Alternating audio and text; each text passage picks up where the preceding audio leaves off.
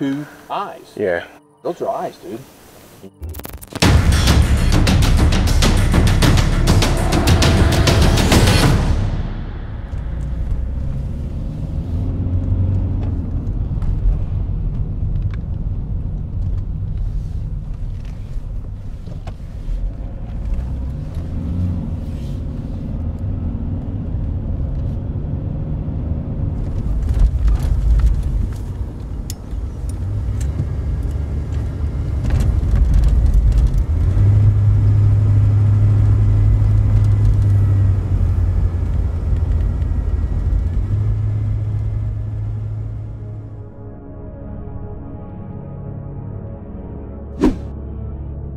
What is Bigfoot? Once you get past the initial idea propagated by decades of pop culture of the creature as a singular being who somehow manages to be in almost every state in the US, you start to ask questions like this. If it does exist, then it should fit within the parameters of what we know about the natural world. It walks upright like a man, but it remains far removed from other Homo sapiens.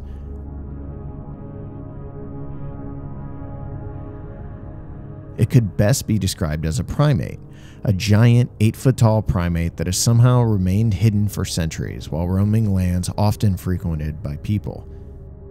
Then you have the weird stuff, the cases of Bigfoot tracks found in fields where they abruptly end or vanish, as if the track maker itself was whisked away, or maybe stepped right out of our dimension.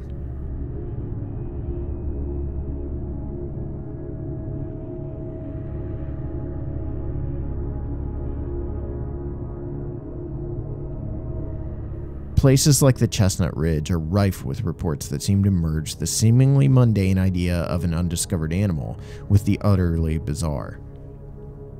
It's a weird place to come looking for answers, but it illustrates better than nearly anywhere just how much of a rabbit hole the search for Sasquatch is. The more answers you seek, the more questions you'll find. One of those answer seekers is Eric Altman, a Pennsylvania native and Bigfoot investigator who has been involved in the subject of Sasquatch for over 2 decades. He's also my guide along the ridge, along with a few of his local investigative team. This area that we're in, from Irish Town, the road that we came in on, it goes, the asphalt line goes that way. There have been multiple sightings, footprint discoveries, strange sounds heard and reported. The Hardy Hill that we came up, I was telling Ricky about a girl and her girlfriend were having a slumber party, and they were in their bedroom and they heard something outside and they felt like they were being watched. So they both turned their attention to the bedroom window and saw one of these things looking into the bedroom window.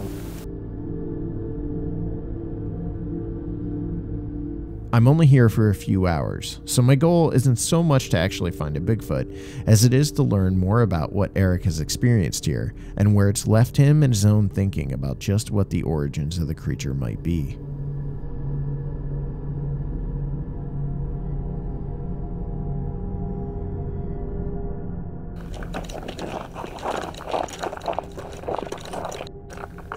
Yeah, just now. Stop, stop, stop.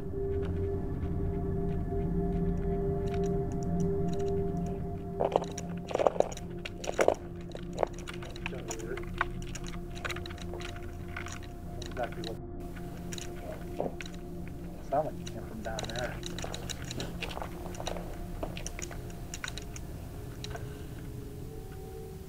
I'm gonna give a yell and see if I can answer that. Yeah, go for it.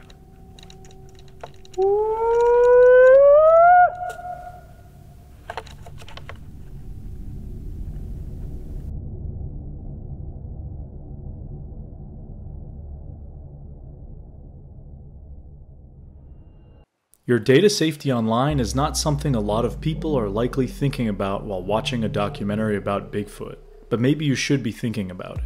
According to online cyber statistics, in 2021, 1 in 2 American internet users had online accounts breached.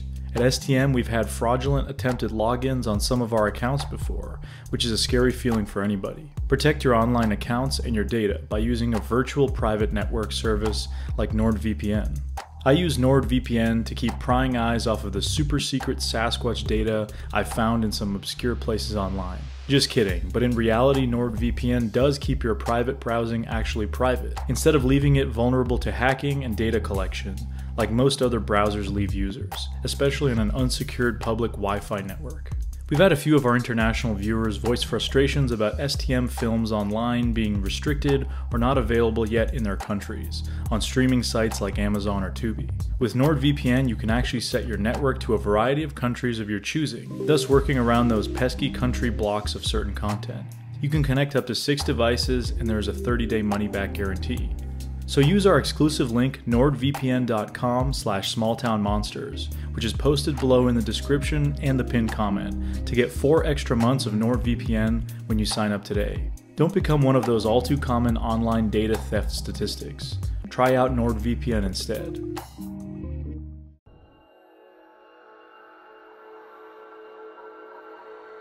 Well, in 1985, I was 20 years old, and I was on a off-trail hike in the Olympics up out of Staircase, which would be the eastern side of the Olympics, myself and 2 other people. So it was one of these trips where we were going to go up and do some cross-country and exploring off-trail.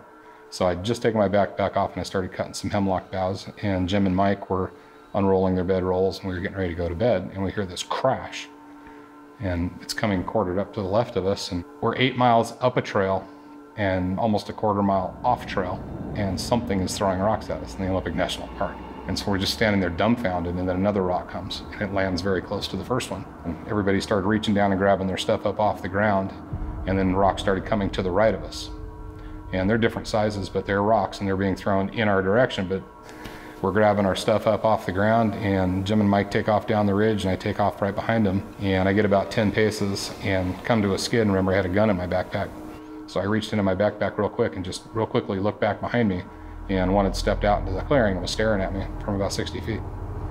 And reality froze. I was like, no way. And I was terrified. I couldn't believe what I was looking at. And I turned and swiftly hauled ass down the mountain. And so, in a nutshell, that was my first experience, but it wasn't a lot of gray area.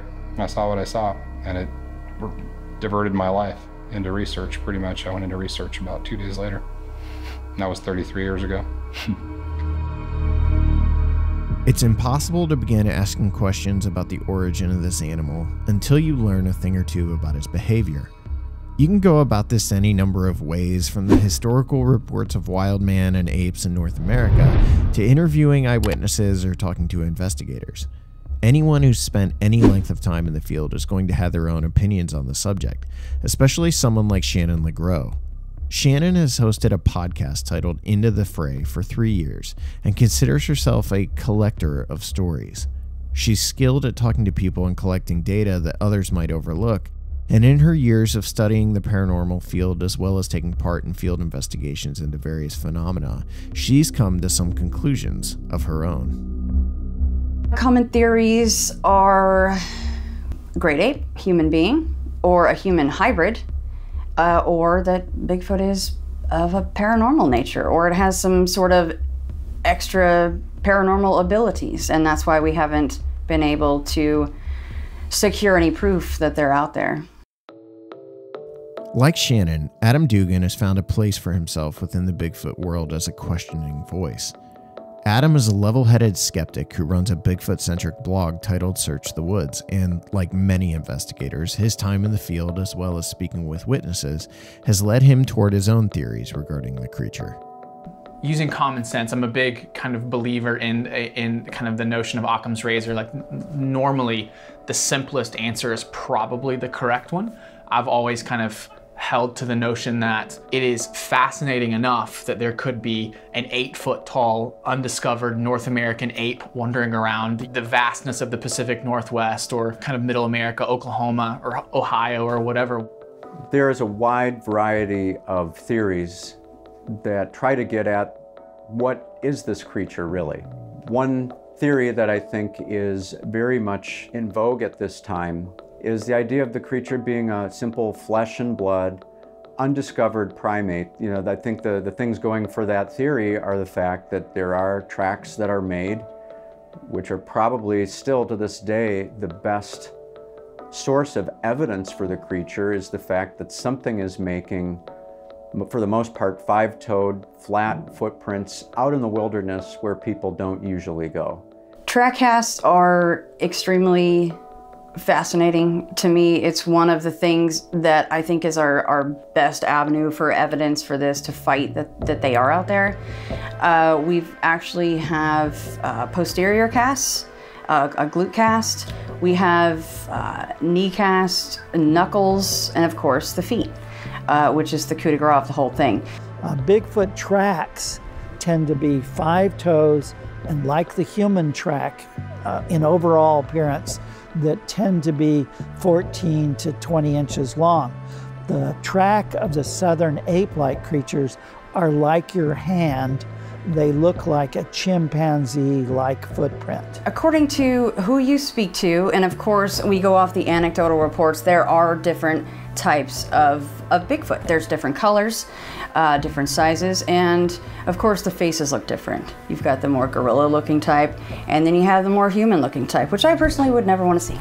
Well, we believe that they're apes because of their behaviors. We have very good, well-documented behaviors of what chimpanzees, orangutans, gorillas all can do, and what they're capable of, what their mannerisms are. That the fact that Bigfoot is large isn't necessarily the issue, but more or less that it's bipedal. It has apparently probably has opposable thumbs.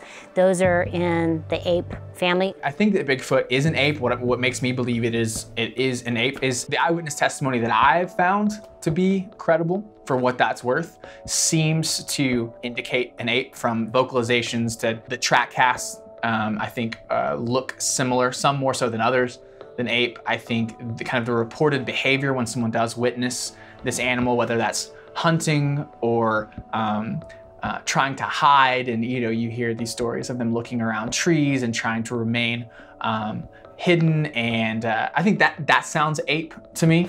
As far as behavior goes, Bigfoot, we are guessing. We all have ideas, and we're all working on hypothesis towards that end. There's a misconception, I think, throughout a lot of public that there is one Bigfoot. When you talk about Bigfoot, people say, "Oh, there's more than one."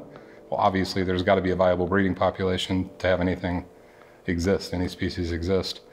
So, speaking to behavior, that's kind of a slippery slope because it is just opinion.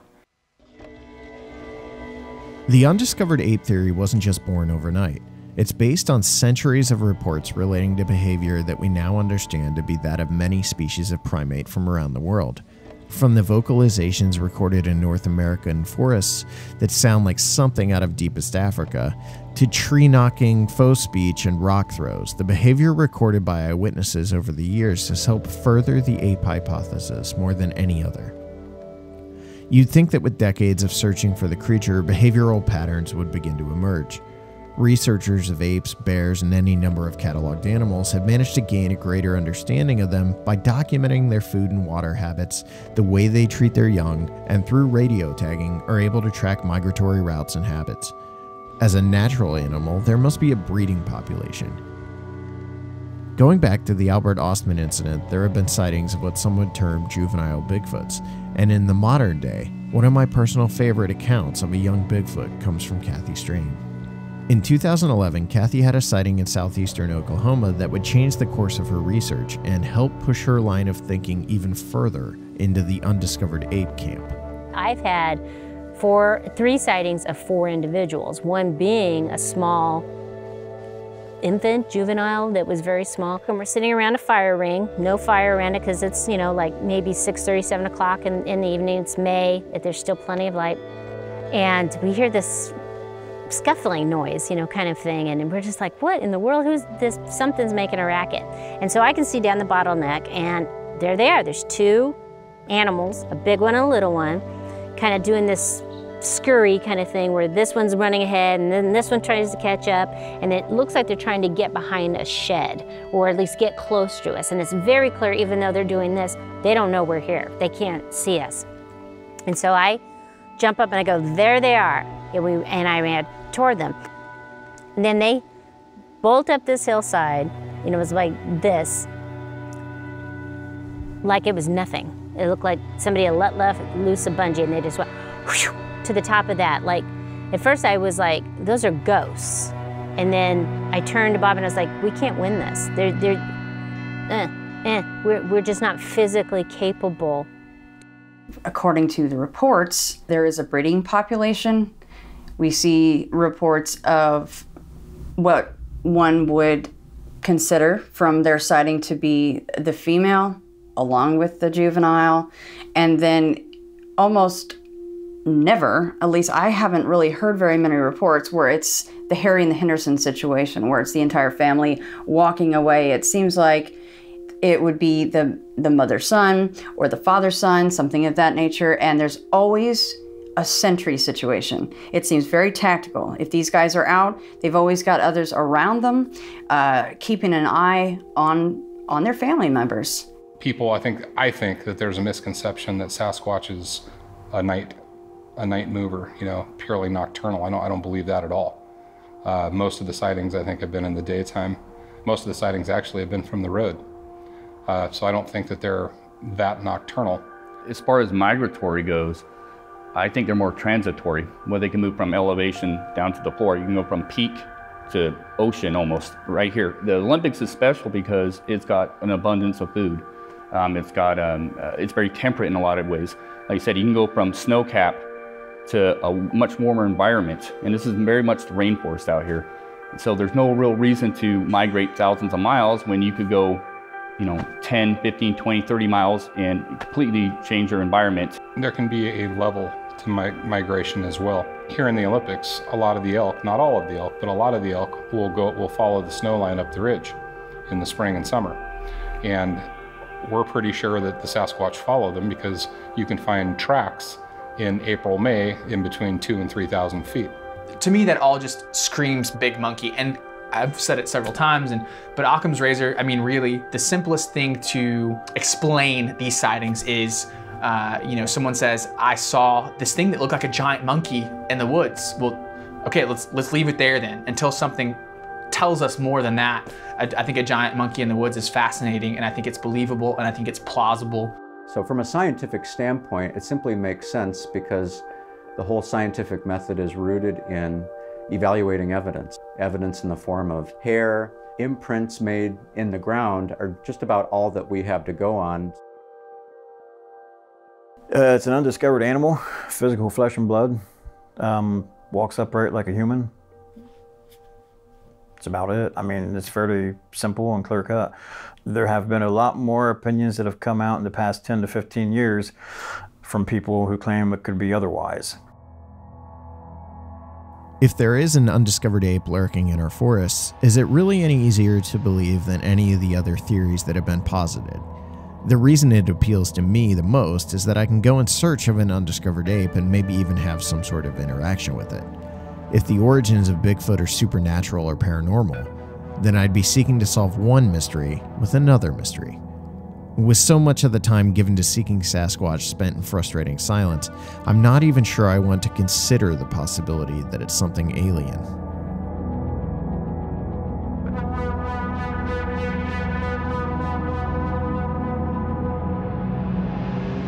Then you get into some of the more outlandish theories about Sasquatch or Bigfoot.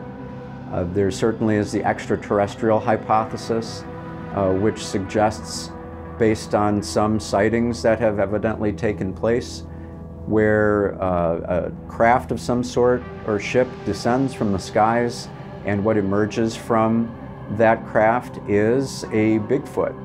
And the theory goes that they're the occupant of these vehicles or in some way are being used as a scout. So there is a belief amongst some people that there is a paranormal side to these creatures. Other cases where people feel like Bigfoot and UFOs are tied in together. And I believe in one of the cases, it was literally a situation where the person saw a Bigfoot get on a ship. The time of high strangeness occurred in the 1970s when researchers from both the Bigfoot field and the UFO field tended to overlap in some of the investigations. You know, when I started in this many, many years ago, I was always open to the possibility that Bigfoot, if it was real, and apparently some of these reports appear to be legitimate, that people were seeing as some type of unknown primate, an unknown type of animal. Then we began to realize that there may be a lot more of the Bigfoot phenomena than just the theory that it's an unknown type of animal. That has the pro of being an awesome story. That has the con of there being almost absolutely no evidence to support it in any way. We began to see this strange pattern where we'd have a UFO sighting in a particular area, and a short time later, we're talking minutes to hours to days later, we'd have a Bigfoot sighting, or vice versa. And then as time went on, we had those very interesting cases with Bigfoot and UFOs seen together at the same time and place. And there have been many, many other strange aspects of the Bigfoot phenomenon that continues to come to light even in recent weeks, which is suggesting that we're dealing with something that's much stranger than unknown primate.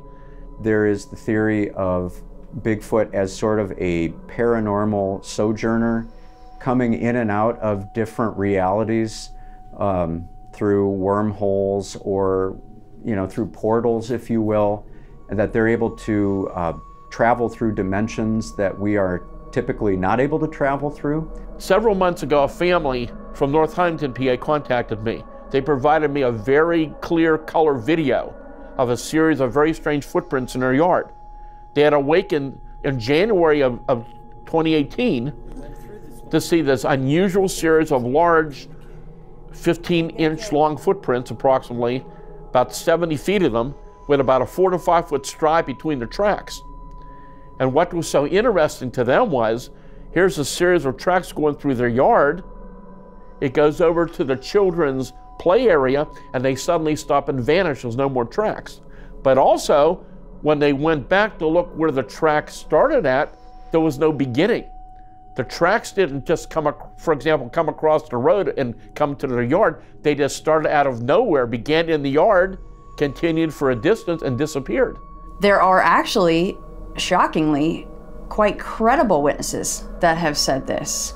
And a lot of times it's a hunter out in the middle of the woods, they're completely by themselves. So unfortunately there is no corroboration that we can do. There was a witness that had a portal open up in front of him, very close. I think it was in 15 feet.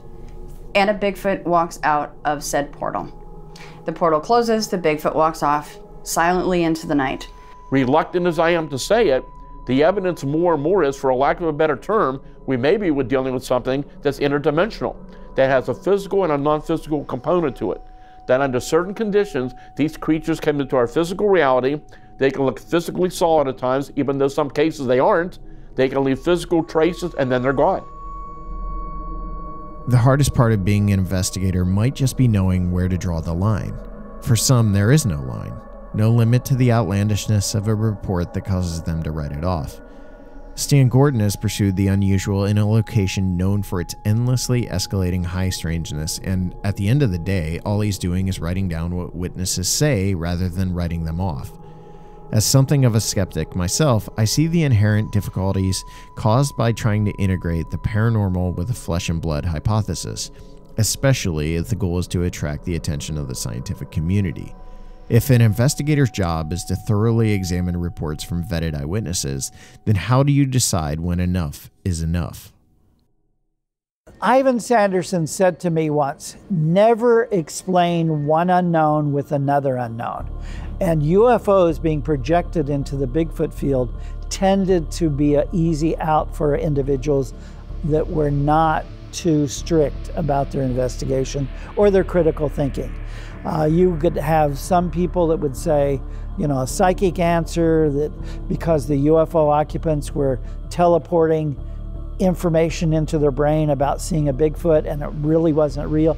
In other words, it was such a jumble of explanations, it had made no sense. And you would keep hoping that there was some kind of evidence of one or the other being together, but it never would happen. Were there specific incidents that seemed to connect UFOs and Bigfoot that were occurring, and did they happen only during a certain time frame, or was it kind of an ongoing thing? How many cases do you think you actually took that connected the two?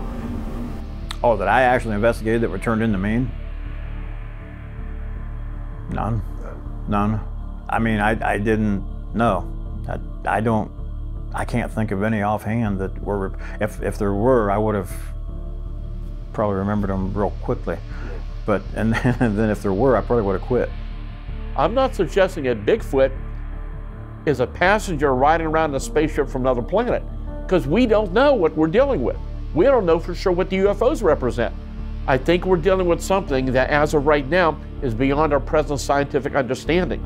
That someday we may have the technology and the instrumentation to detect this phenomena and learn more about it. But right now, we're just beginning to look in these areas. And I think someday we'll have some answers. But I think more and more that much of the Bigfoot phenomena is something much stranger than people realize. In a field so rife with viciously defended theories and warring schools of thought over the origins of a creature not yet proven to even exist, perhaps the most evident takeaway is that the subject is a puzzle. I don't know that the puzzle being assembled by hundreds of factions spread out across the US will ever manage to put the pieces together. When you're dealing with something as frustratingly complex as the Sasquatch enigma, it's no surprise that people do eventually start turning to the supernatural for explanations. Bigfoot has been seen for centuries, yet we have no body, no definitive proof that it exists. People are seeing something, and if it's not an unknown animal that moves unusually fast through the densest of woods, then they begin to entertain other ideas. But that's the investigators. What are the witnesses? While they are rare, there are unbelievably bizarre reports of hairy creatures that seem to meld the world of the paranormal with the study of cryptozoology. For some, like Eric Altman, all that is left is to follow the trail wherever it leads, no matter how strange the path becomes.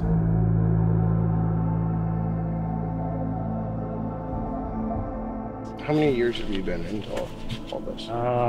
Gosh, I've been looking into the phenomenon for probably 38 years now, but I've been active in the field, going out and talking to witnesses in the woods, hiking and researching for just over 21 now. Essentially, guys like you that take these reports and do their best to look into it and investigate it in any way are pretty much just taking what people tell them and then trying to, find the answers behind what's going on.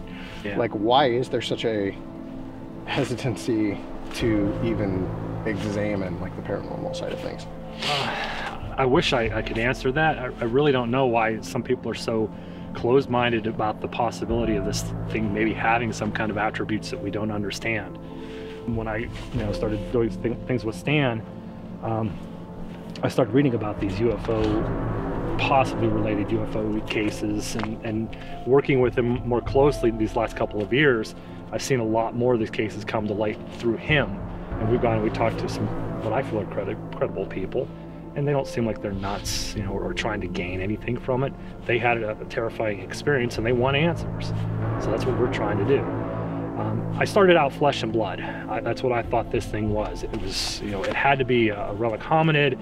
It had to be some kind of giant ape that just hasn't been discovered. But the longer I'm in this, it's like a rabbit hole. Once you start down that rabbit hole, you don't know where it's going to lead you. And it's taken some pretty interesting twists and turns.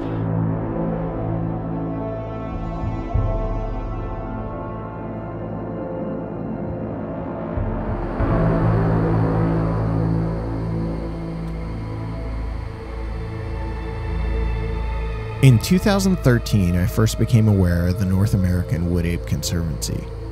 Formerly known as the Texas Bigfoot Research Conservancy, the group was based in the Lone Star State, but had members all over the country. I'd learned about the group through a podcast called The Bigfoot Show, which was hosted by a member of the NAWAC named Brian Brown. I liked Brian's level-headed, often skeptical approach to the subject, so when he began filling episodes with stories about unusual activity taking place in a location known as Area X, it piqued my interest.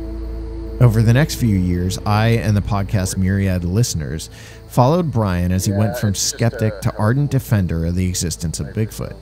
I began emailing Brian questions about X and wood apes in general, and soon we were exchanging phone calls and texts relating to our interest in the subject and, more importantly, my interest in X. Over the years, my fascination with the subject had never waned, but I'd recently been finding myself growing more and more skeptical of the actual physical reality of such a creature. It wasn't that I hadn't spoken to dozens of believable witnesses or experienced some strange occurrences for myself, but in the 4 years I'd been making movies, I came to find that I had more questions than answers.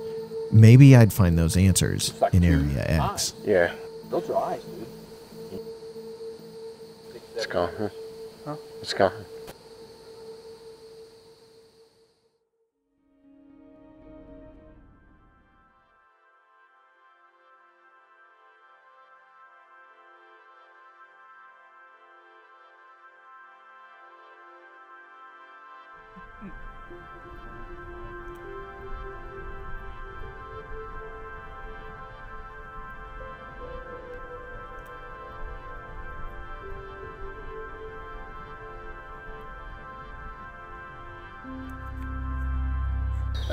Yeah, we're here in Area X, which is located in the Ouachita mountain range here in southeastern Oklahoma. Can you talk about the genesis of this place? How did you guys find it? Who decided this was sure thing. where to go? Alton originally found this place by just doing some basic old-fashioned field research. He opened up a map and he looked and he tried to figure out, if I was an elusive wild animal that didn't want to hang around people, where would I go? And he basically drew a circle and started driving around that circle trying to find a place to try to see if there were apes present. And there was a bit of they sort of lucked into it. He met a guy who knew a guy, basically, who told him about this place, because they had stories. They've had cabins in here for years. And so there were stories from that family. They've been coming in here for quite a long time, hunting and things like that. I mean, they didn't spend a lot of time in here, but they'd had vocalizations. There had been a sighting of what looked like a chimpanzee up in a tree. One of them was hunting and saw it swinging around up in a tree. So there's just a series of stories from them. And of course, in this region, this part of the country, there's stories going back 150 years or more of people experiencing encounters with what appear to be large bipedal apes. My reason for making the trek to Oklahoma was twofold. I wanted to see or experience something for myself, something that might persuade me these creatures exist. It was Brian's stories of almost constant activity involving wood apes that had made me want to make the trip in the first place. From direct sightings of the creature to remarkable vocalizations, rock throwing from unknown assailants, and wood knocks, the group had been documenting occurrences on a scale unlike any other Bigfoot group of which I was aware. I also wanted to document the day-to-day operations and get a feel for how the activity that did occur was cataloged and examined by the NAWAC, and figure out who these people are that spend so much of their time trying to scientifically prove to the world that Bigfoot exists. Unlike most organizations who search for Bigfoot, these people don't just spend a random few hours wandering the forest looking for evidence. They spend up to 7 days at a time in the woods in 4 to 8 person shifts for over 6 months in a place with documented ape activity. Like Jane Goodall, but the apes are 7 feet tall and walk on 2 huge feet. I think the biggest differentiation point between the NAWAC and other groups of people that do this, primarily it's discipline. It's a great deal of teamwork. We have a group that is very tightly knit. We have great leadership. We have clear goals, and those are established and communicated every single year. So we're able to put teams into the field all summer long over a period of several months, which is just something that no other group can do that I'm aware of. What surprised me first about Area X was that it's so isolated. Buried deep in the valley, X is a 2.5-hour drive down an ungodly, rough, dirt gravel road that can only be traveled by 4-wheel drive trucks or all-terrain vehicles. And once you're down in the valley, the overwhelming sense that you are completely alone sets in. The leaf canopy is so thick that in some areas of the forest you can't see 5 feet beyond the path. And in the midst of this jungle-like environment sits base camp. I think this area is probably the most remote site, the most remote area east of the Rocky Mountains. The actual Ouachita Mountains are about 300 miles across from east to west. From north to south, probably 150 miles.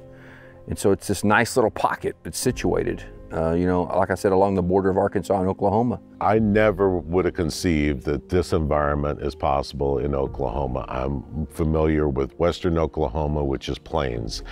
And this is, It's like an inland rainforest. They get over 70 inches of rain per year. It all used to be hardwood forests, but not anymore.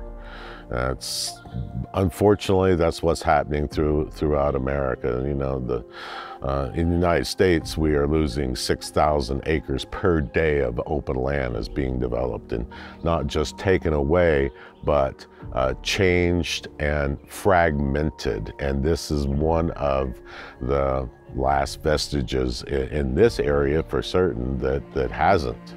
There are areas that we drove through for years getting here that were thick, multi-species forests that have been clear-cut and replanted with a single species of tree that grows as quickly as possible so they can come back and harvest it again. That's not an environment, that's a farm.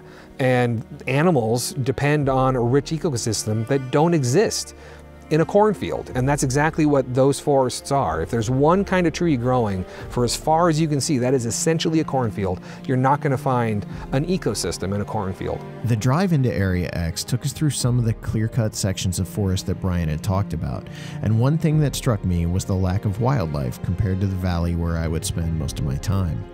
While occasional deer or squirrel might wander through the newly planted pine forests, the log sections of these wild lands stand in stark contrast to the natural beauty of the untouched portions of the region. I'd never looked at Bigfoot as an endangered species, and maybe they aren't, but to see the abrupt change from natural growth hardwoods to pine forests brought to the forefront the conservancy aspect of the NAWAC. The mission of the NAWAC is it's conservancy. We love this animal. We know it exists, and he has the right to exist, but he's not going to be able to exist if there's no trees or resources for him to exist within and from.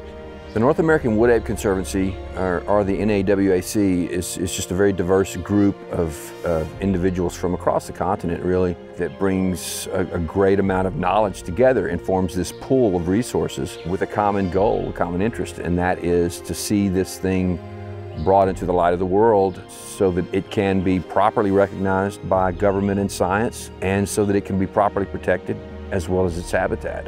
We have seen everything there is to see. I mean, I've been on teams where the rock throws, where you're just done. You're just like, okay, we're at 100 rock throws in the last hour, and I'm done. One of the most interesting and frankly inexplicable examples of that is what we call the rain of rocks, where we had some team members in a cabin not too far from here up the valley. They would hear it sounded like a rain of debris, as if something was outside the cabin throwing whatever could scoop up off the ground into the air and having it fall down on the cabin's roof.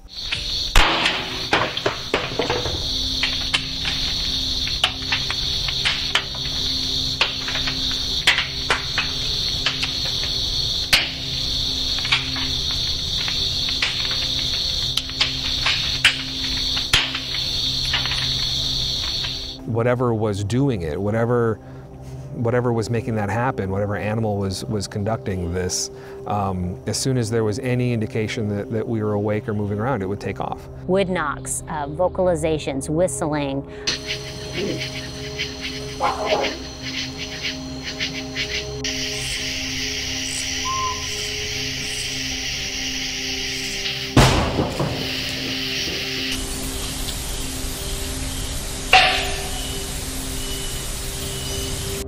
Slamming the sides of tents and of the cabins.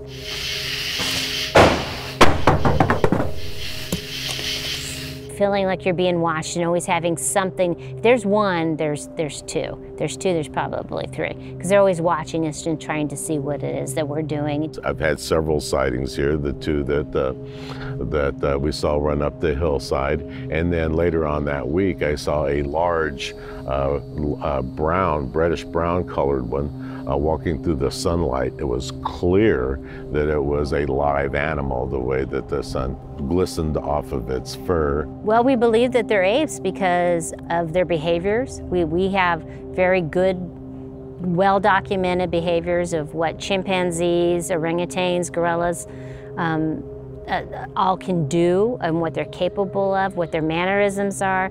That the fact that Bigfoot is large isn't necessarily the issue, but more or less that it's bipedal It has apparently probably has opposable thumbs. Those are in the ape family. There's actually a great deal of parallels between observed ape behavior and what we've experienced and what people all across the country have experienced with wood apes, which I think is one of the most sort of compelling pieces of evidence in that this is just another species of apes like the ones we've already identified around the world. Homo sapiens sapiens are completely different due to brain size, fire use, artifact creation, all those things that go with culture, versus what this likely is probably in the orang family, is what I would guess, somewhere in that realm. And so there's no other category it would fit in. Our mission here is to establish these animals as scientific fact, and the way that you do that in biology is by producing a specimen. A lot of people find an incongruity in the logic of saying that we're trying to protect this animal by killing one. But the reality is, until we establish these animals as an absolute scientific fact, their environment will not be protected. They will not be an animal that anyone takes seriously. The people who can actually make a difference in their lives, in maintaining habitat for them, will not pay attention. Why are you trying to kill one instead of taking a really convincing video or photo of them? Well, science requires a specimen anytime a new species is listed. Anytime a new species is discovered, it has to have a specimen, because it has to be independently verified. It has to be poked. It has to be prodded. It has to be tested. You can't do that with a photograph, particularly a species that is unique as this one is.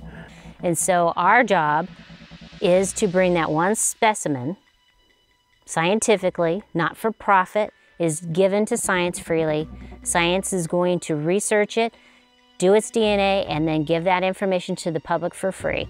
One of the biggest projects mounted by the NAWAC in the last handful of years was compiling all the data they'd collected over their time in X into a document titled the Ouachita Project Monograph. Detailing key events and evidence gathered, the monograph is page after page of fascinating evidence for the existence of an unknown creature roaming the Oklahoma forests. In the monograph, one of the biggest bombshells relates to what the group dubbed Tag 7 and how it might relate to the behavior of a flesh and blood animal has implications for the Bigfoot subject as a whole. So we have a field biologist in the group who brought to our attention a technology that is used in biology in research, field research, using radio telemetry, radio tags. And then you use radio telemetry to track the motion of these animals, to see where they go, what their ranges are, things like that.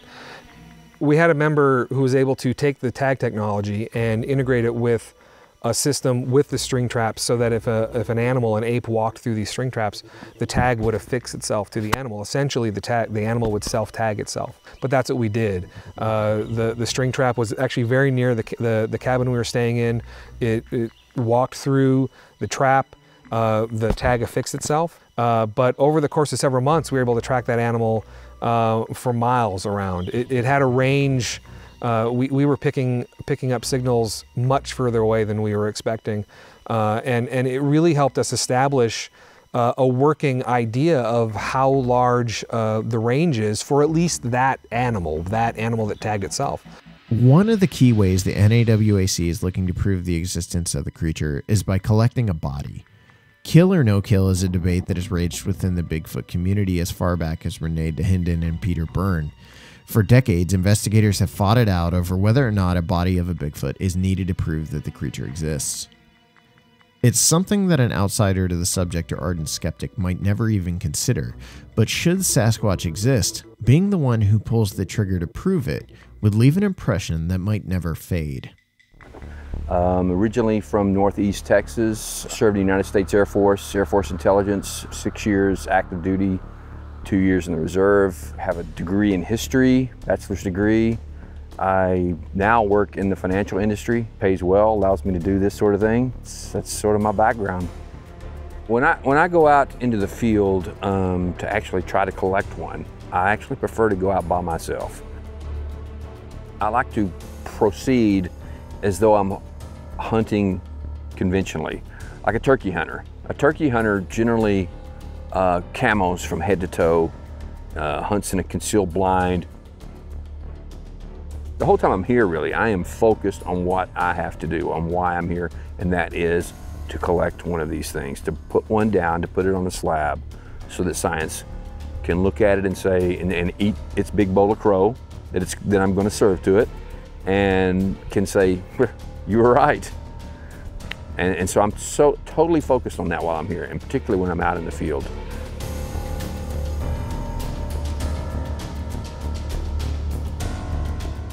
This is Echo 1. All teams, I just heard a impact sound. My judgment, to the west. Within the first few hours of arriving inside Area X, we had a startling string of events unfold involving Daryl Collier. Shortly after leaving Daryl at his position in the forest, he began radioing in that he was seeing movement through his scope about 70 meters ahead of him. As this was happening, we had begun to hear movement and what sounded like distant vocalizations somewhere in the direction of the camp.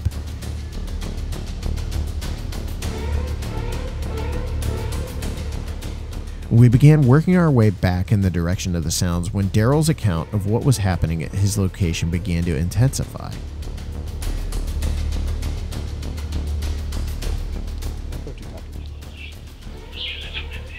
His head bulked up just slightly, and it was conical shaped. I could see the slits for eyes. Did not see the mouth or nose. It was obscured underneath. Telling you that was an He could see its eyes, he could see its nose, he couldn't really see its mouth through the foliage, but he said he saw the head and shoulders of this ape. And so what we've been doing since then is he's been listening, he's been watching for it, and he hasn't seen it until just now. But we've been hearing some wood knocks. He heard a wood knock. It sounds like there's knocks happening on both sides of him, so towards us, in between he and us, and then on the other side of him, which potentially could be an attempt to get him to move. So we're gonna try going down the trail again, see if we can get something to move or Take your radio. displace itself, see what happens. That noise is a big dragon.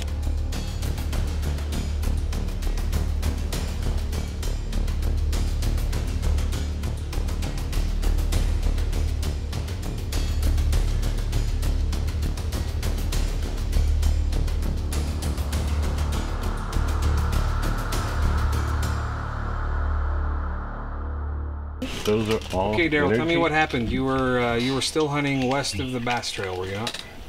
I don't know, how long was I there? Hour and a half, 2 hours? Something about that. And then I started hearing a squirrel barking up the mountain behind. You know, I started thinking, okay, squirrels don't bark at nothing. Mm-hmm. They bark because there's something that is alarming them. There's no way he was barking at me. I was totally still. I was concealed, totally camoed. You're too far away. Anyway. Too far away. There's something up the mountain that he was agitated about. And, you know, I couldn't really see anything at that point. And then I put it to 6, and that's when I saw like the leaves just like slowly moving, like this. And it was like they would push back. And that's when chills went up my body, because I could see this white mass just moving. And it must have moved 3 or 4 feet, just kind of just like this. And I still can't see a head. What I'm seeing, what I perceive that I'm seeing now is like a shoulder. It's like a line of something, and it's just going like this. And then it just kind of pushes back, and I see the vegetation move, and then I could see like it looks like a head with 2 eyes, and it's like just like that, and I can't see it anymore, and then it's completely still. Have there been incidents where there were actually shots taken at these things? There have been several shots taken. Daryl, the famous Echo incident, did and hit one probably in the arm, and that's our biggest regret. It's July 3rd, 2011, and we had been having quite a bit of activity. We were at a cabin making plans for the evening when we heard a loud bang to the west. I grabbed my weapon, my shotgun, and Travis Lawrence grabbed his rifle. We split up. I went down the main trail, he went down the creek. We wanted to sort of pincer this thing, and I just crept down the trail very quietly. I kept hearing movement ahead of me. So, but once I stepped around the corner, I saw just a big brown wood ape, Sasquatch, Bigfoot, whatever you want to call it, walking parallel to this fence of this cabin. And I knew instantly what it was. I knew what I was there to do. So I emptied my weapon. And so I instantly started loading again. And the thought occurred to me, oh, shoot, I just emptied the shotgun. I need to load this thing up again. So I'm walking real quickly, I load it, and here comes Alex. He runs up and he joins me, and we walk up to the spot, and there's no animal there. But there is a trail of tracks and a lot of disturbance in the ground. And we don't want to wound an animal and injure it unnecessarily. And I know that sounds strange. It's difficult to conceive that to save an environment and a species, we have to take one. But it's not our rules. There has been so many other things to happen to try and convince the scientific public that, you know, unfortunately it's going to take a type specimen. So we do take shots, but they're very, very rare. So, you know, I was pretty frustrated, pretty disappointed.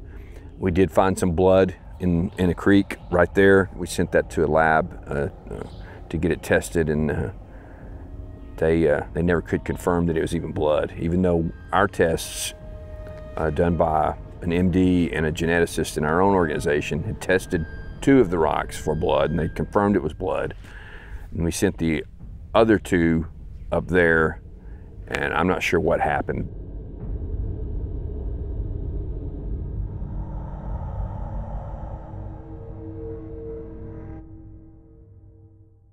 I think what strikes me and is not what I expected, is not what you read about in the Bigfoot books or in the documentaries, is the apparent interest they have in us. You know, we believe them to be a primate, we believe them to be a great ape, and so they have these really big, powerful brains relative to the animals around them, and they demonstrate just an insatiable curiosity in us.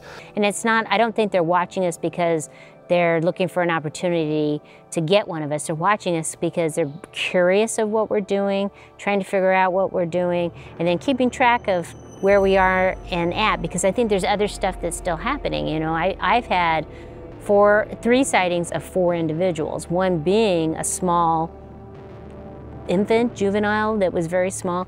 I know Mom was somewhere nearby while that was happening, and so it's kind of, this foliage is so thick, you really don't know what it is that they're probably watching this right now going, what are they doing? Why is she doing this with her hands, kind of thing, you know?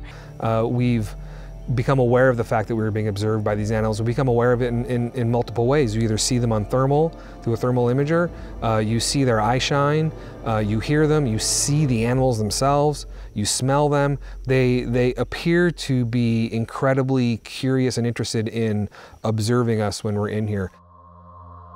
The North American Wood Ape Conservancy has spent years in this place, but for myself and Adam Dugan, who made the trek in with me, this is all new.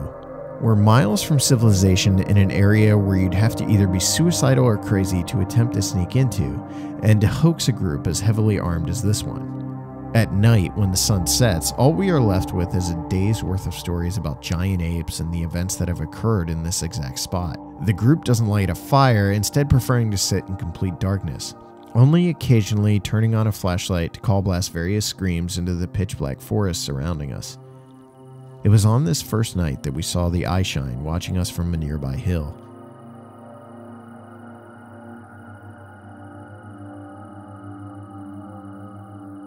See? Yeah, it's hard to see the angle that I am.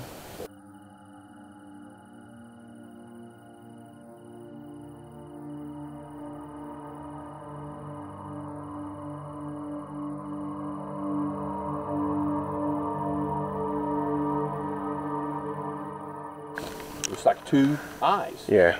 Those are eyes, dude. 6, 7 It's gone, huh?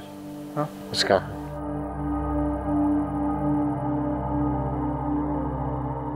The glow from the eyes was clearly visible in a place where no available light could have caused a reflection. These, what appeared to be eyes, seemed to be self-illuminated. Something had been watching, but made a quick getaway into the tree cover, and with it went any hope I had of sleeping through the night. I mean, it wasn't a lightning bug. Well, I saw that last night. Fireflies weren't. Well, no, it was stationary. When I looked at it and you were looking at it, it was stationary. And then you came over. Well, it did that because I came over, because I saw it, because I had my headlamp on. Right.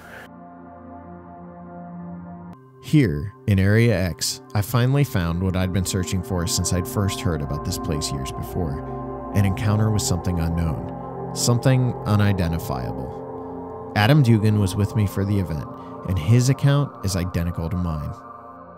This past summer, when I was in Area X with the NAWAC, on the last night that we were there, at about 2:30 in the morning, I don't remember exactly what time, just as I was starting to fall asleep, we heard a loud, what I believe was a rock hitting the roof of what they call their hooch, which is where all of their equipment is stored underneath. It's a large kind of metal, almost like pull-through garage port type thing.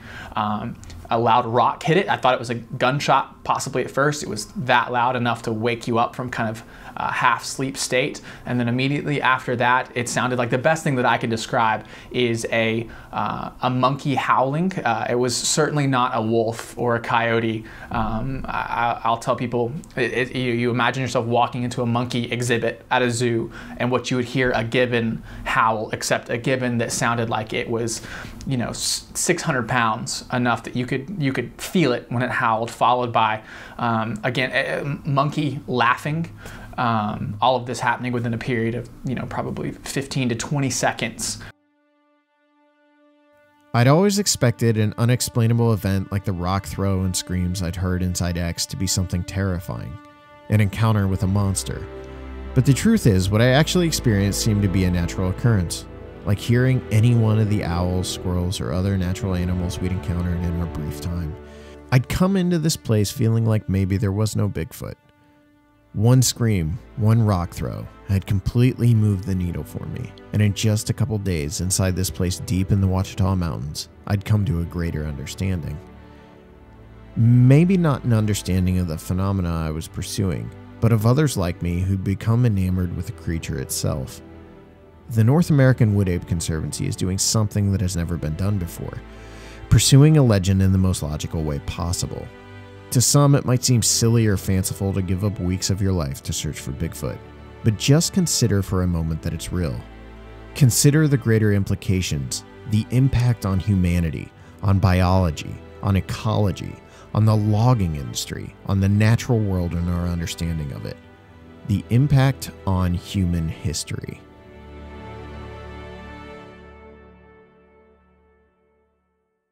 Do you think we're close to establishing these things?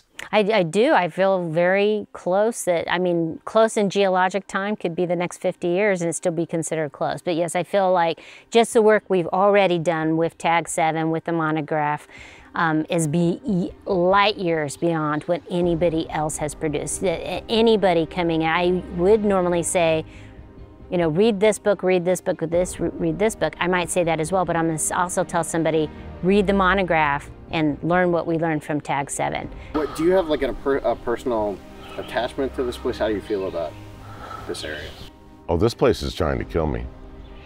Yeah, it's, I'm here, we're both here because we were invited here. This would not have been on our radar screen at all. We do all of our investigation work in California. Just like the river's drying up and becoming a pond, this is what's happened here. They're caught in a small pond, if you will. And so that's why we're here. We're here because the wood ape is here. Yeah, I mean, I get frustrated with this quite a bit. I get frustrated, I get discouraged quite often because it's extremely difficult. It's not easy at all. When you see one and it's a fleeting glimpse and it's like it's right beyond your fingertips, it just, it's very frustrating. And you get tired of coming in and just coming into this place, and because we do these operations for 130 days, and plus I miss home when I'm here. You know, I love being out here, but at the same time, you know, I love my wife, and I like to be with my wife too. It's just something I have to do. I feel like we have an ethical responsibility to ensure that the world knows that this species exists. I probably think about Area X and the things that have happened, the things that may happen in here. I probably think about it every single day of my life. It's not the kind of place that you forget or just don't think about. I've had some remarkable experiences in here, things that I never thought I would ever experience. And the reality is, every time I come in here, there's an opportunity for something just as remarkable or more remarkable happening at a moment's notice. So yeah, I even though it's a 800-mile drive for me or thereabouts, I never feel like I'm very far from Area X. It's in my thoughts quite often.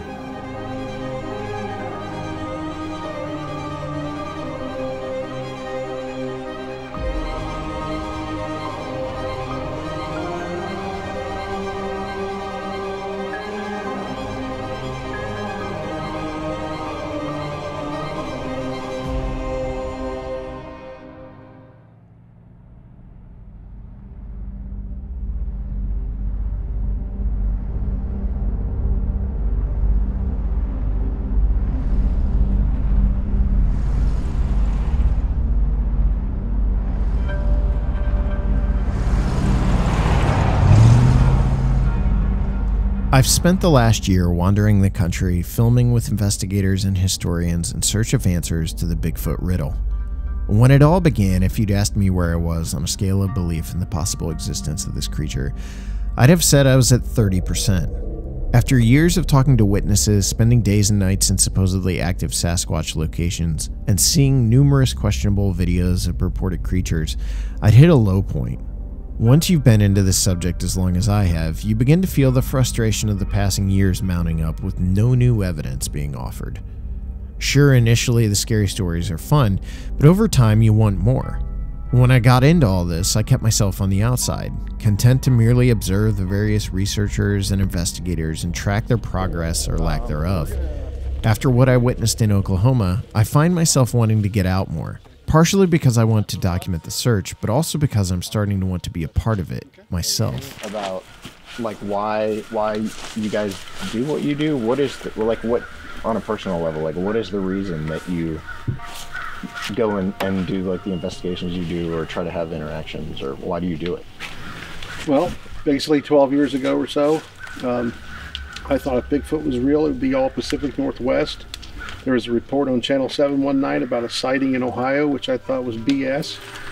And but it got me curious. I got online, stumbled into a website, started reading the reports, and most of them I laughed. I thought, oh, you're drunk, you're stoned. That was a deer. But a couple of the reports were really creepy. The guy said that he didn't know what was in his backyard, but his 5-year-old male German Shepherd, and I grew up with a German Shepherd, I'm partial to him, came through the door, the glass in the door, outside door, to get back in the house. Ran to the furthest point away in the house, curled up and pissed itself. Them dogs don't do that. And what I found was the more I looked, the more I found. And I thought, you gotta be kidding me. Which eventually led me to this guy. Then we started doing our own thing. But the thing for me is, the more I looked, I didn't expect to find anything and this would be done. But the more I looked, I got sucked in, because I'm like, hey, what the hell's that? Hey, well, that doesn't make sense. And before you know it. You guys find your day-to-day life changing a lot, as far as everything you do tries to revolve around Bigfoot or going out Bigfooting? Oh yeah, definitely. I try not to let that I want to have it, but I love baseball and football, but I want seasons. I want a little bit of a break, but it's just crazy that there's something here, and there is. And it's like you want to know more, you want to understand what's going on.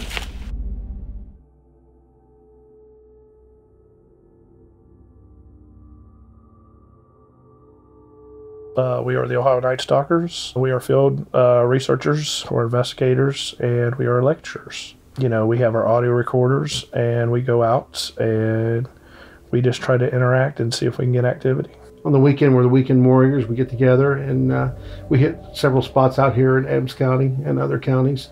We go into a promising area and we set that up, and we do some wood knocks, and Mike does some howls and some other stuff, and try to have something interesting happen. While groups like the NAWAC and the Olympic Project are organized and follow the scientific method, for the most part, Bigfoot investigators are men and women like Mike Feltner, Jeff Byers, and Mike Miller. Individuals who head into the woods whenever their normal, everyday lives allow them to do so with the equipment they have on hand or are able to afford. Most of the field work revolves around nighttime hikes or driving to an isolated area and call blasting various sounds into the forest and hoping for some sort of response. Frequently, the replies are natural animals like fox, coyote, or owl. Occasionally, it's something else. Something worth getting excited about.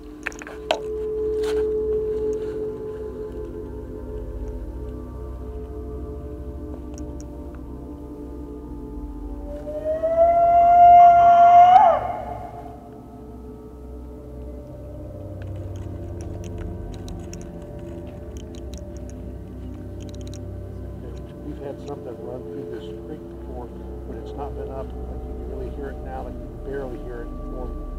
And it had some. Bigfoot investigators, I would say 98% of them are your normal everyday Joe.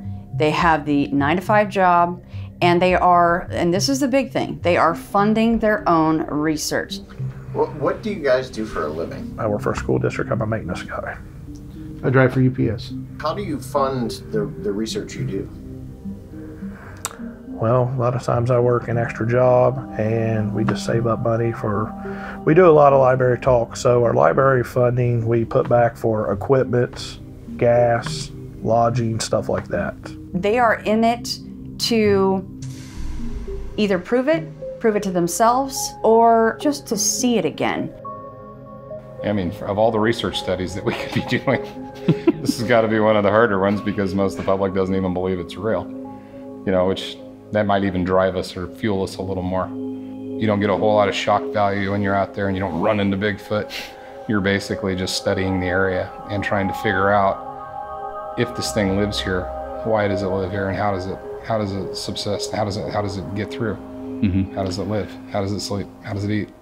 Yeah, the real research happens on the backside of that camera, up in the mountains and in these areas. And one of the key things to this research I found is staying in one area for a lengthy period of time. Because too many people, you know, back, you know, when the research kind of started, it was, and Derek could tell you better than I can, but it was, okay, here's an encounter, let's go there. Here's an encounter, let's go there. Here's an encounter, here's the story. We would get phone calls or letters, and you know, people would contact me, say, hey, I seen something cross the road. Well, I want to pick up Mary Jo at a basketball game. Okay, well, do you mind if I come out and take a look at the area and talk to you about it? If I had somebody else with me, or even if I went by myself, I wanted to talk to them, I wanted to document their story, I wanted to do it on videotape or audio tape. I wanted to photograph the area where the thing was seen, if we could get to the area. And then look for evidence if it was recent enough. Can people like directly contact you guys and report a sighting locally? And if so, do you guys go out to their property and investigate, or how does that all play out? Yes, we have. They can contact us through Facebook. We have our own page. We also have business cards, you know, our email addresses and phone numbers. And another thing we like to do is I go to like the local police stations and we give them our business cards. So if they do get a contact from somebody, you know, they contact us. It seems like there was a lot more organized research back years ago. Back in the 70s, the 80s, maybe early 90s. There's a lot more Bigfoot and UFO researchers out there today. There's many, many smaller groups, and they're doing the best they can. But just like myself with the groups I ran years ago with many research people, we did it all out of our own time in our own pocket. And you were still limited what you could do. I'm hoping today with the advancement of science, however, that we'll be able to find more clues, more evidence for whatever it is that we're dealing with. I think as long as you have enough of a drive and enough of a passion, I don't even think it matters if you can ever get in the woods or if you can ever go camp in Salt Fork and have something whistle at you. You'll never leave the subject, because I think once it gets under your skin, then you're in it. You're in it for life. You got to go your own way. And it's okay to believe what you believe.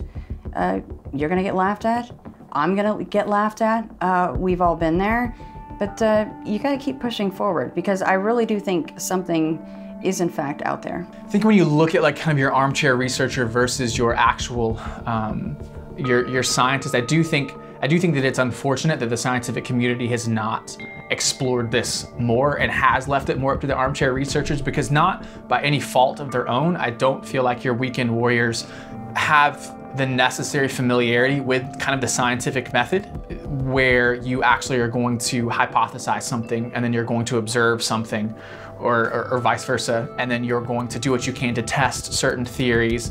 The armchair researchers love the subject, they love the idea of it, and they almost, when they get out in the woods, I think are kind of like a kid in a candy store. Like everything becomes Bigfoot. There's not really a methodology to what they're doing. There's nothing methodical about it. It's go here and do this, go here and do this, knock on this tree, make a call this direction, and you get potential responses and you get potential evidence, but there's no way to actually vet it. The vetting of evidence is extremely important, and the scientific method needs to be applied far more in Bigfoot research than it typically is.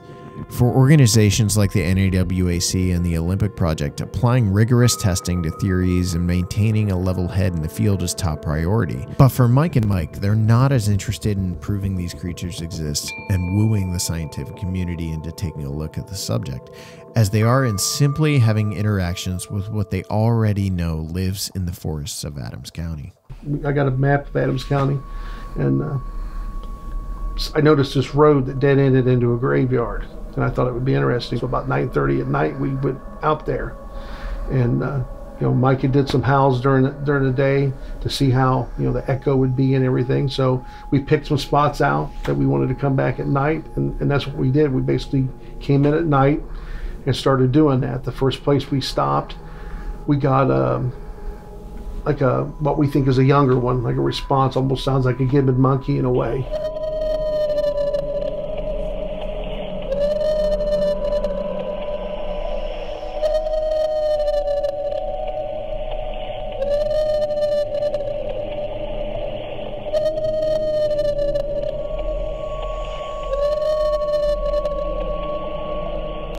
But that's all that happened there. And when nothing else happened, after we stayed maybe 20, 30 minutes, we went down to where the graveyard is. We heard some weird whistles. We heard something approaching us, because Mike's got a bionic ear thing where you can listen. And then out of the blue, they just started screaming. The coyotes went off, and all hell pretty much broke loose.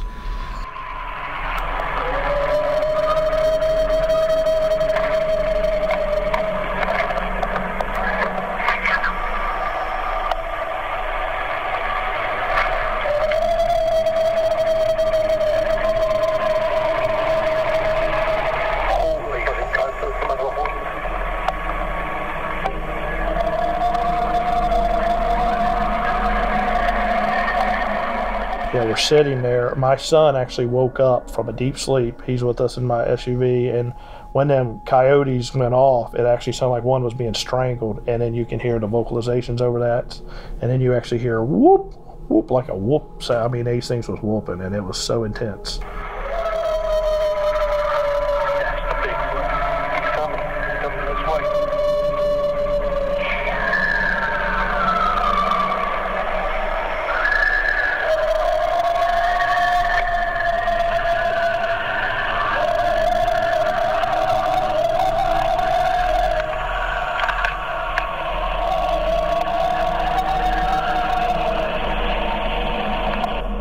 So then we left there. We went up maybe half a mile to a place we called the turnaround. It's the only place on that road that you can turn a vehicle around if you want it.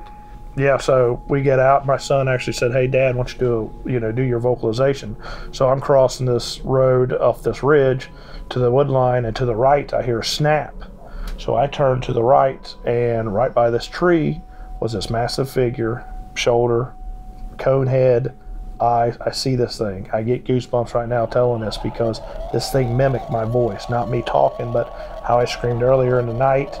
It sounded just like me, like it was cloned, and there it is up on this ridge. I can't see myself. I'm trying to go backwards because I'm about ready to pass out. It scared me to death. But I see this individual creature, whatever you want to call it, up on this hill. And it's staring right at us, mimics me, and we get back in my SUV and we bolt down the road. During the night trip up into the hills around Adams County, we'd managed to capture an unusual piece of audio. Seemingly from a source close by, the noise came in response to a call that Mike Feltner had done just moments before, but came from further away and across the valley. And then, but in the back of your mind, you'll be like, what is this?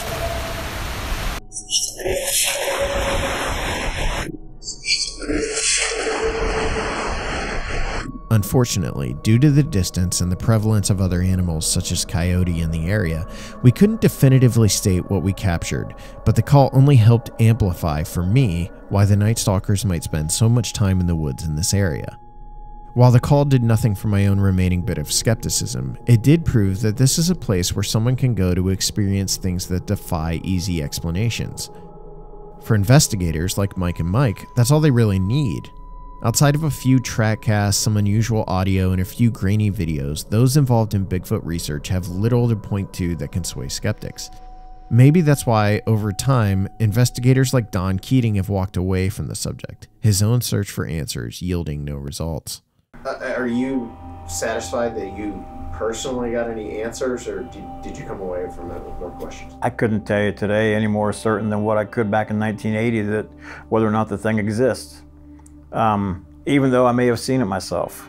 I still can't tell you. Monday, Wednesday, and Fridays, yep, it exists. On Tuesday, Thursday, and Saturdays, it does not exist. And on Sundays, I take the day off. Some people have asked me, I've done talks at scout crews, scout groups, and schools, and libraries, and stuff like that, and somebody says, I mean, you could ask me, you could say, well, what advice would you give someone who wants to get into the investigations? So what advice would you give to someone? Don't. Save yourself a lot of headaches, save yourself a lot of money, save yourself a lot of, just don't do it. In the decades since the Jerry Crew discovery, scientists and academics have found themselves embroiled in the Bigfoot mystery. Often they walk away from it rather quickly, perhaps turned off by the lack of seriousness granted the topic by their peers, or perhaps simply due to frustration at the lack of answers. One comment constantly made by Bigfoot believers to refute skeptics is that they simply can't prove that Bigfoot doesn't exist, as if this in any way bolsters their argument. But how will we go about actually proving they do exist? As far as the sciences go, the sciences have sort of a hegemony in academia in that if you can't prove it, it doesn't exist. And the argument is, in science at least, things need to be empirically proven. I think it's getting real close to where we are. Somebody's going to actually prove it. But unfortunately, science isn't going to go off of videos or our castings. They're going to want a body as proof. And inevitably, that's what's going to have to happen. I do wildlife films, I do conservation films, environmental films. I'm not someone who believes in randomly killing or trophy animals or anything else, but I'm just saying to solve this mystery, one might need a specimen as the only thing science would accept. Not to kill it cruelly or not, but just simply because no one will believe it. I think we've been very close now for a number of years. We've come exceptionally close, unbelievably close, several times over the last 7 years. And so at any time we're out here, it can happen. The right set of circumstances all come together to form this perfect storm. It absolutely, totally can happen. Obviously, a video or picture is not going to cut it, period. That's my opinion. We are going to need a body or a piece of a body to get the DNA to prove that these things are out there. You go through these it's almost like mourning somebody when they die. You go through all these different phases. And I love the phase we're in right now because Bigfoot research is on my terms today, as far as I'm concerned personally. I don't do any more than I want to do, and I don't feel any pressure from anybody to do anything. I only do what I want to do. And one of the things that Shane touched on, concentrating on this area, is we have compiled a lot of information by concentrating on one area where we're quite sure they exist. That's where our patterns have come from. That's how I can tell you where we're going to find tracks in April and May. not from chasing sightings all around the globe, but from concentrating in one area and studying that area. How we solve the mystery? It will have to solve itself. I think that the subject of this mystery is elusive enough to evade us, and it's only when it will allow itself to be known that we'll maybe have an answer. From Tom Slick to Stan Gordon, the field is filled with memorable personalities. Many of the men and women who have searched for the creature and captured any sort of notoriety did so through a big personality, but for the most part, those who are still actively searching are just people. Average individuals who either had an experience that has left them questioning the world around them, or those who simply want to chase that last great mystery. The subject is full of controversy, infighting, and upheaval, and at first glance is more than a little overwhelming. I found this out for myself when I was first getting into it. So how does one get past all the drama, and is there even a point? After all, we still don't even have an answer as to how we can solve it, let alone who should be the one doing the solving.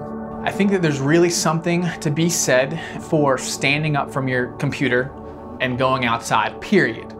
Whether you look for Bigfoot or not. But there's really, taking it all the way to, kind of researching Bigfoot for yourself or investigating Bigfoot for yourself or whatever you want to call it. There are things that happen in the woods when you're away from technology and you're away from people. There are things you see and things that you smell and things that you notice that I don't care how many stories you read online about how dark the woods are at night. I don't care how many stories you read until you go out and you are in the middle of the woods, in the middle of nowhere with no light, can you actually understand that. I feel like Lewis and Clark when they went across the United States discovering it and, drawings and their findings and all that. I feel like we're in a way like that. And other researchers too, it's like because no one is really taking this serious.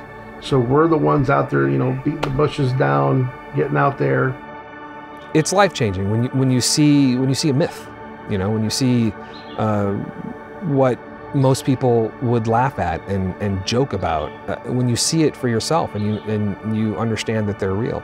I count myself as incredibly fortunate that I've had multiple visual encounters with these animals, and every time it's magical. You're in this place, this incredible place, and you're seeing these animals that they just don't exist to most people, but you've been able to insert yourself in a place and with an organization that allows you to come in a place like this and see a myth. It's unbelievable. I've said this a lot of times, but I think that there's some pretty significant answers going to be coming down the pike here pretty soon. Not just with the stuff that we're studying, but there are some good quality people out here doing this. And I don't think it's an if, I think it's a when. But the thing is, if it never gets answered, I'm totally good with that too, because it's been fun. It's been a fun life. What he said. Ditto. Yep. As far as solving the mystery, and if it will be done in my lifetime, the easiest answer is, I hope so. It's not will we, it's can we. And I think that we can. It is absolutely possible. Because I think they're out there? Yeah, I do. I think they're out there. And I do think that with the right people together, that we can finally prove this beyond a picture, beyond a video, to the world that they are out there. What worries me though is what happens to them afterward. For me, I don't need the Bigfoot mystery to be solved. Moreover, I don't think it will ever be solved conclusively in the way that we want it to. The reason I say that is because we've had a lot of time from an investigative perspective to make that connection, to make some sort of conclusive proof. I think that finding Bigfoot is like building the pyramids. You have to have patience. It'll eventually be solved, but it's going to take a long time. And it won't happen in the lifetime of most people watching this documentary.